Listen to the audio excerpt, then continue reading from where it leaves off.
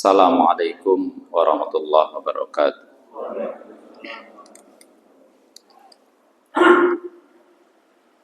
Alhamdulillahilladzi khalaqal mauta wal hayata liyabluwakum ayyukum ahsanu amala.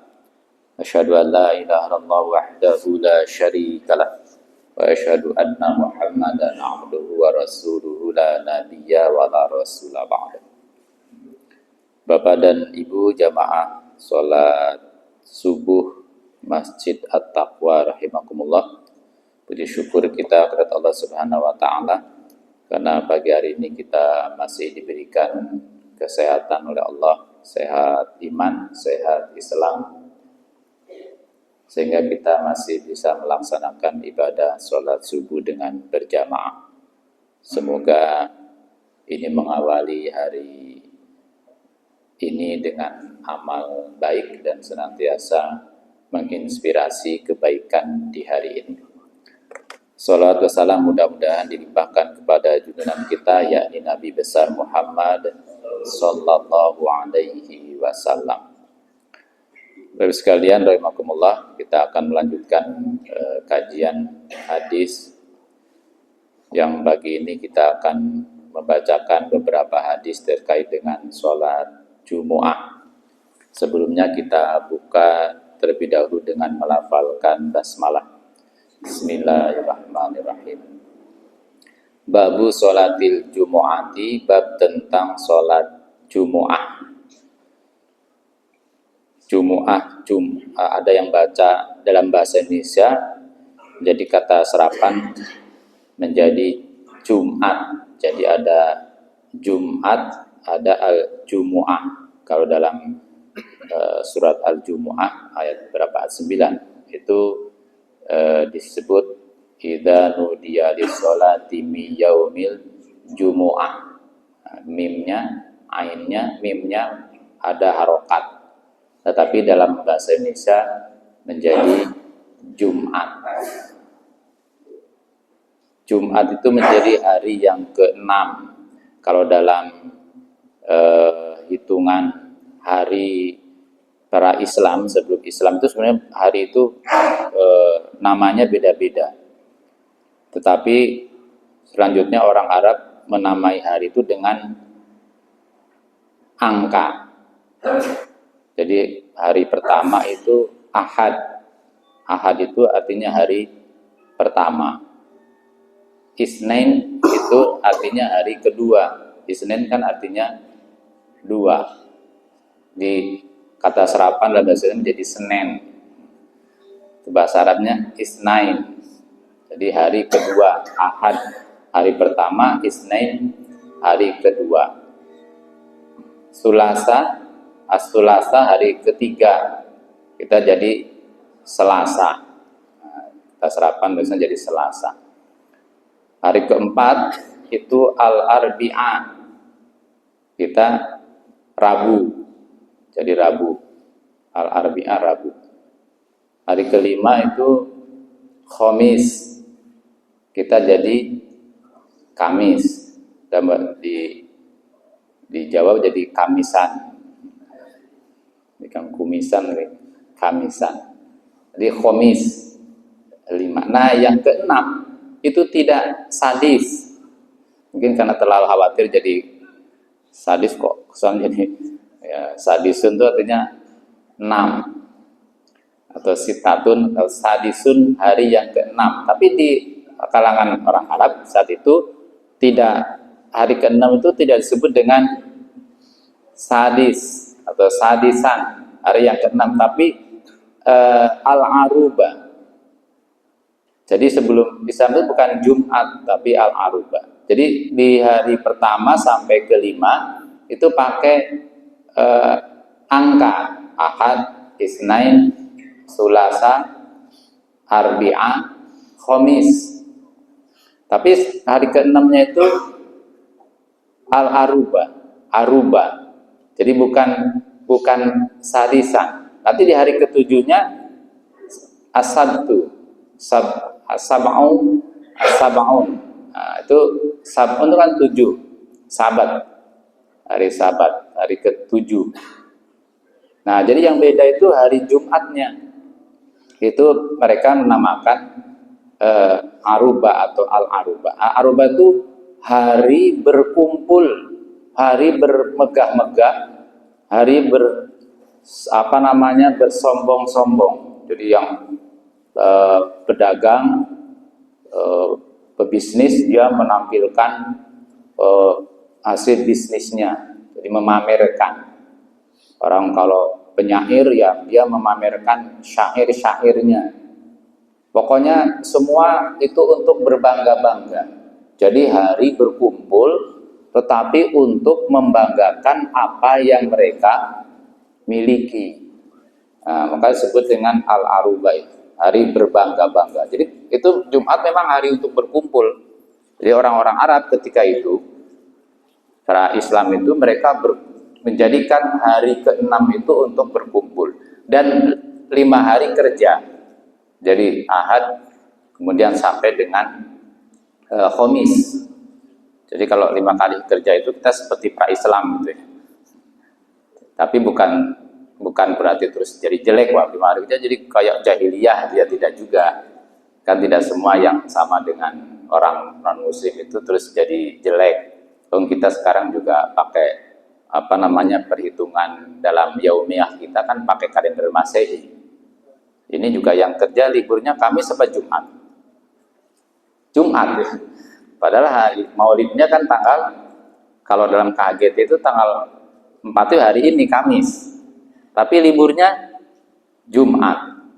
Nah, jadi kalau dalam KGT Maulid Nabi itu jatuh di hari ini, di tanggal 4 September. Tapi kan liburnya Jumat. Tapi libur Maulid Nabi, padahal Maulidnya di hari Kamis tanggalnya, tapi liburnya Jumat. Itu contoh. Jadi tidak selalu kemudian kalau sama itu mesti buruk. Yang penting itu dalam hal-hal yang tidak berimplikasi pada sesuatu yang buruk. Nah, jadi terus ketika Islam datang, jadi surah Al-Jum'ah ayat ke-9 kalau tidak salah itu turun sebelum Nabi hijrah.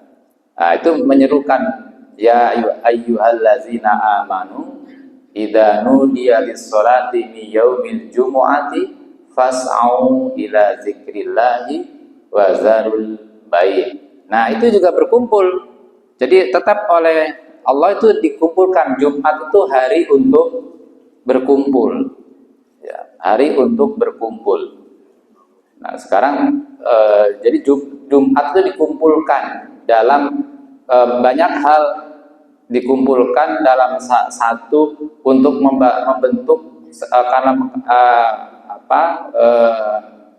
dalam satu bingkai keimanan. Jadi semua diseru untuk menghadiri sholat Jumat. Terus di dalam sholat Jumat itu ada ya mungkin bukan doktrin ya, tapi ada kan khutbah itu berisi tentang nasihat, tentang wasiat, apapun tentang kehidupan. Tidak berbatas hanya pada masalah ibadah, tapi juga masalah kehidupan sosial, masalah kepentingan ataupun kondisi sosial masyarakat kita pun dalam khutbah tidak ada masalah. Kan ada juga yang orang yang kalau khutbahnya tidak berbicara tentang masalah-masalah ibadah, akidah itu dianggap aneh. Itu khutbah kok bicara masalah-masalah demo misalkan. Ya, itu kan masalah sosial yang itu juga boleh jadikan sebagai ibrah, sebagai pelajaran. Jadi ingatkan dalam kondisi sosial kemasyarakatan, kondisi negara kita itu bagian dari boleh-boleh saja dalam disampaikan dalam khutbah. Jadi khutbah tidak terbatas pada keimanan, ketakwaan, dan semua hal itu kan bisa dikaitkan dengan masalah keimanan. Maka istilah Pak Amin Rais dulu tauhid sosial. Tauhid sosial kan sebenarnya bagaimana merefleksikan, mengaktualisasikan keimanan kita, terus dalam kehidupan sehari-hari keimanan itu bisa menghasilkan sesuatu yang kemaslahatan dalam kehidupan pribadi maupun kehidupan sosial, sehingga kita tidak hanya soleh pribadi, tapi juga harapannya bisa soleh sosial. Jadi tidak rajin sholat, rajin ibadah, rajin puasa, tapi sama tetangganya nggak bagus gitu. Itu nggak berarti kan soleh hanya dalam konteks berhubungan dengan Allah, tetapi hablum minan nas tidak baik. Bahkan tidak hanya hablum minallah, hablum minan nas. Menurut saya termasuk juga hablum minal alam, berhubungan baik dengan lingkungan. Nah, itu oleh Nabi kemudian di hari Jumat itu dijadikan sebagai media untuk pendidikan, doktrin, termasuk juga Jumat itu menjadi hari persatuan. Bahkan sekarang demonstrasi juga di Jogja kadang-kadang sering setelah di hari Jumat ya, kan masanya berkumpul di hari Jumat gitu ya. Nah, itu untuk menyatukan visi, bahkan menyatakan ya Jumat bisa dijadikan sebagai hari persatuan untuk mempersatukan. Dia termasuk juga mempersatukan dalam agama itu di hari Jumat. Nah, itu jadi kemudian Islam datang, lalu kemudian hari ke-6 itu disebut dengan Al-Jumu'ah, atau dalam bahasa Indonesia disebut dengan Jum'ah, Yaumul Jum'ah, Yaumul Jum'ah. Tapi yang dalam Quran itu Yaumul Jumu'ati, pada hari Jumat. Jadi hari berkumpulnya. Nah, kemudian itu menjadi nama, sampai saat ini menjadi nama hari menggantikan Al-Aruba yang dinamai oleh orang-orang Arab pada masa itu. Sama-sama menjadi tempat berkumpul, tapi tidak menghilangkan itu. Bahwa dulu hari ke-6 itu menjadi tempat berkumpul, tetapi tempat berkumpul orang untuk bermegah-megah, untuk pamer lah. Sehingga kemudian yang bisa kumpul di situ adalah orang-orang yang mapan, yang kaum elit. Tapi yang kaum mustadafin, kaum yang tidak memiliki akses dalam kekayaan dan sebagainya, mereka terpinggirkan. Jadi tidak mendapatkan kesempatan untuk ikut berkumpul untuk merayakan di hari yang ke-6 itu Al-Aruba. Mereka hanya orang-orang yang punya jabatan, punya mungkin status sosial, punya kekayaan yang bisa tampil di sana. Tetapi orang-orang yang mustadafin, mereka tidak bisa terlibat. Nah, jadi tidak menjadi milik mereka, hanya milik segelintir orang yang kaum elit, para pejabat, dan orang-orang yang memiliki kedudukan atau status sosial yang tinggi di kalangan masyarakat.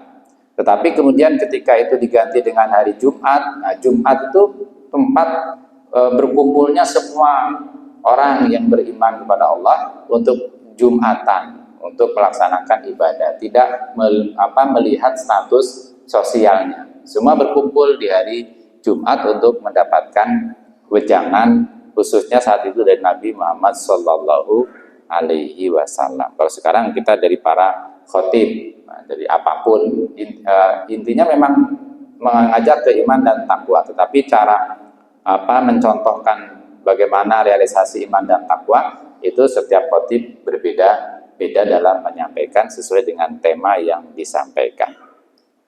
Itu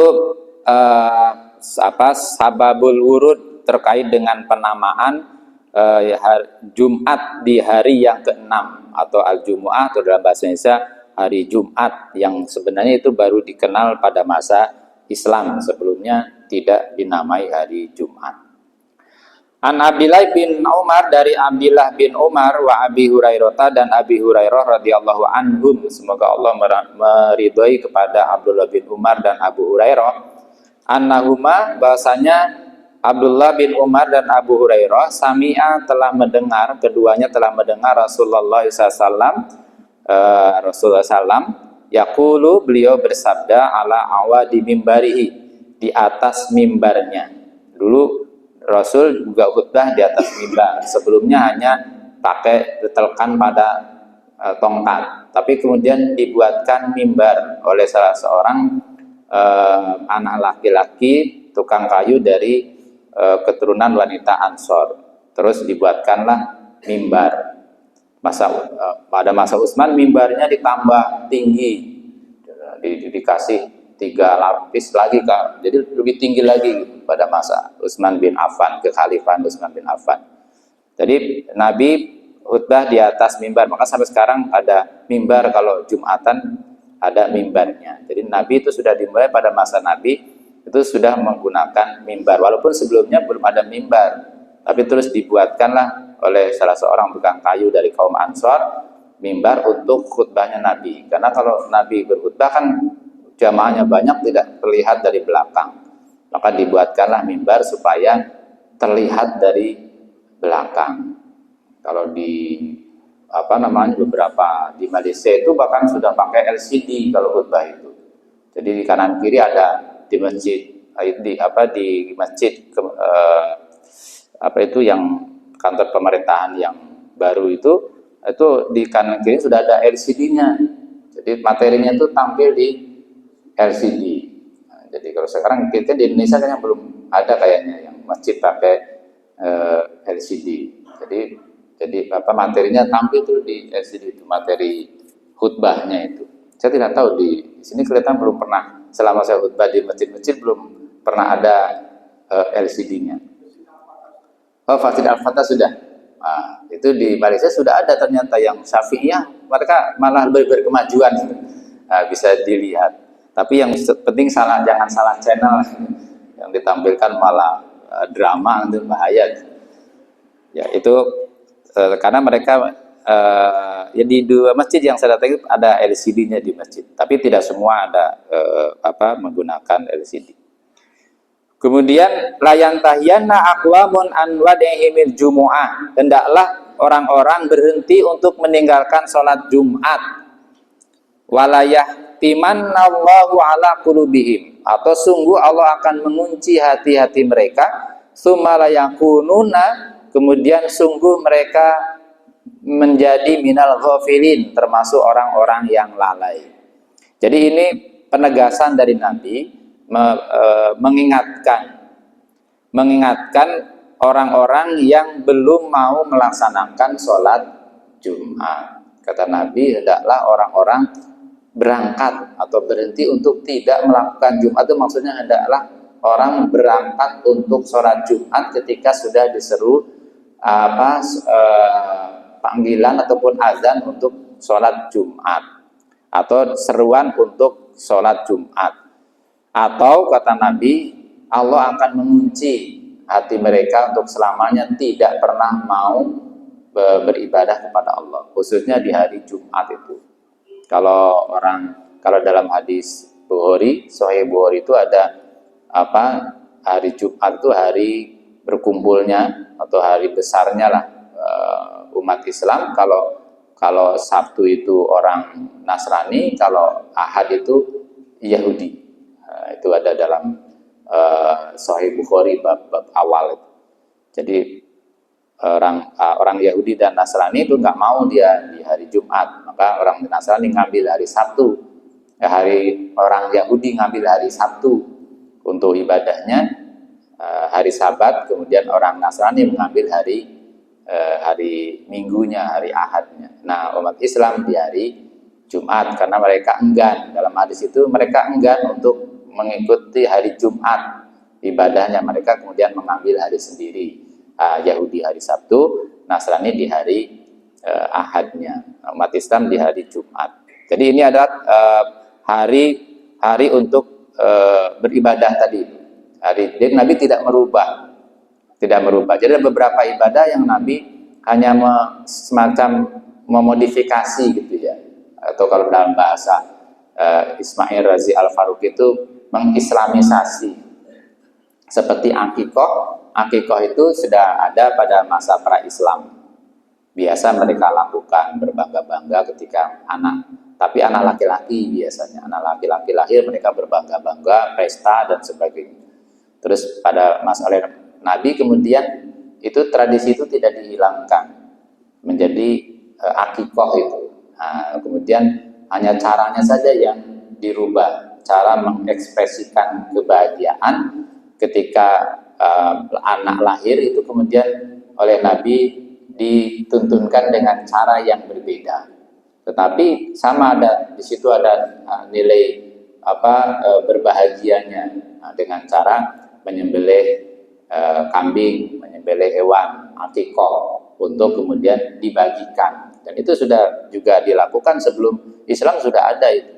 Pada masa jahiliyah mereka sudah melakukan itu. Tapi umumnya yang dipestakan adalah kalau lahirnya anak laki-laki. Kalau anak perempuan itu tidak ada pesta-pesta. Kalau nggak terlalu bangga karena perempuan kan tidak bisa diajak perang, tidak seperti laki-laki ketika itu. Jadi masih sangat patriarkis sekali. Nah, setelah Islam datang tidak hanya laki-laki tapi juga anak perempuan tetap diapresiasi. Nah, sama dengan Jumat ini. Jumat kemudian oleh Nabi jadikan sebagai hari untuk beribadah. Bahkan oleh Nabi seorang ketika sudah masuk waktu Jumat itu diminta untuk meninggalkan aktivitas keduniaan, termasuk perdagangan yang biasa. Kan di ayatnya fas'au ila zikrillah wa zarul bai', tinggalkan perniagaan, perdagangan yang biasa orang-orang Arab kan dulu mereka para saudagar, tinggalkan semua. Bukan berarti tidak boleh jualan di hari Jumat. Bukan itu, prinsipnya itu tidak ada larangan untuk kita beraktivitas di hari Jumat. Nah, jadi tapi intinya itu bagaimana supaya ketika beribadah mereka berangkat ibadah. Tetapi kalau mau tetap Jumat mau beraktivitas, beribadah, bekerja itu tidak ada masalah. Kan kadang-kadang ada yang Jumat itu hari tuannya Sayyidul Ayyam, tuannya hari. Ya, tapi kan kemudian tidak harus harus libur kan gitu ya. Tergantung aja. Nah, ketika mualimin liburnya hari Ahad kan sempat ramai tuh, Jumat. Karena Jumat itu kan hari istimewa. Ya, tapi kan tidak membicarakan tentang liburnya, mau libur tidak libur terserah aja. Bahwa Jumat sebagai Sayyidul Ayyam itu iya, tapi kan tidak ada larangan untuk terus harus libur kan tidak. Jadi prinsipnya saat sholat Jumat berangkat kan gitu. Bahkan hari Jumat bisa kan bahkan di hari ayat sebelumnya faida qudiyatis shalah fantashiru fil ard, apalagi itu setelah sholat maka silakan bertebaranlah di muka bumi untuk mencari karunia Allah kan gitu. Berarti kan malah disuruh bekerja di hari Jumat. Jadi tidak ada, kalau itu kan masalah-masalah muamalah sudah, mau libur Jumat, mau libur Ahad, bahkan kalau perlu liburnya Senin aja gitu. Jadi yang lain kerja dia libur, jadi malah jalannya slow. Itu jadi tidak menghilangkan nilai Jumat, seperti halnya Ramadan, bulan Ramadan. Bulan Ramadan kita tidak diperintahkan untuk beristirahat dari aktivitas, tetapi Ramadan sebagai bulan yang agung, penuh dengan berkah di sana. Kita dituntut untuk tetap punya etos kerja, etos belajar dan sebagainya. Itu etos sosial juga. Jadi tidak berhenti beristirahat. Kemudian Wa'an Salamah bin Aqwa, dari Salamah bin Aqwa radhiyallahu an, qala, ia berkata, kunna kami nusoli salat ma'a Rasulullah sallam, bersama Rasulullah sallam al-jumu'ah, yaitu salat Jumat. Summa nansorifu, kemudian kami berpaling, walaysa lil hitani, dan saat itu dinding tidak memiliki zillu, bayangan, nastazilu bi, yang biasa kami berteduh di bawahnya. Muttafaq alaih. Hadis diriwayatkan Bukhari dan Muslim. Ini terkait dengan waktu sholat Jumat. Jadi waktu sholat Jumat di sini katakan laisa lil hitani zilu nastazil. Jadi selesai ketika tidak ada lagi dinding, itu sudah tidak ada bayangan yang dipakai untuk berteduh. Jadi bisa jadi kalau sholat Jumatnya itu jam 11.50, berarti jam atau jam 11.45, berarti mungkin khutbahnya sekitar 15 menit, 20 menit. Jadi baik kalau di matahari berada di titik kulminasi kan tidak ada bayang-bayangnya. Benda-benda itu kan tidak ada bayangannya. Maka tidak ada yang bisa dipakai untuk berteduh. Jadi ini terkait dengan waktu sholat. Jadi ada yang mengatakan waktu sholat itu waktu Jumat ya saat waktu zuhur. Tapi ada yang nyatakan setelah selesai sholatnya nansorifu kami berpaling saat matahari benda atau dinding itu sudah tidak punya bayangan yang bisa dipakai untuk berarti Nabi Jumatan sebelum jam 12 kan. Kalau dikonversi ke jam itu kan jam matahari berada di titik kulminasi sekitar jam 12. Itu semua bayang-bayang benda itu kan tidak terlihat, apalagi dipakai untuk berteduh kan tidak bisa, kecuali pohon. Tapi kalau yang tidak punya tidak bercabang, beranting, hanya lurus saja kan tidak punya bayangan. Tapi kalau kita kan tidak ada masalah. Lalu dulu memang itu menjadi ukuran karena belum ada jam. Jadi mereka melihat dari matahari. Termasuk yang di awal-awal kan waktu-waktu sholat ditentukan oleh bayang-bayang matahari, kondisi alam. Tapi kalau sekarang kan kita tidak pernah, hampir tidak pernah orang kemudian melihat. Bahkan besok tanggal berapa itu? Gerhana bulan. Besok gerhana bulan tanggal berapa ya lupa. 8 ya.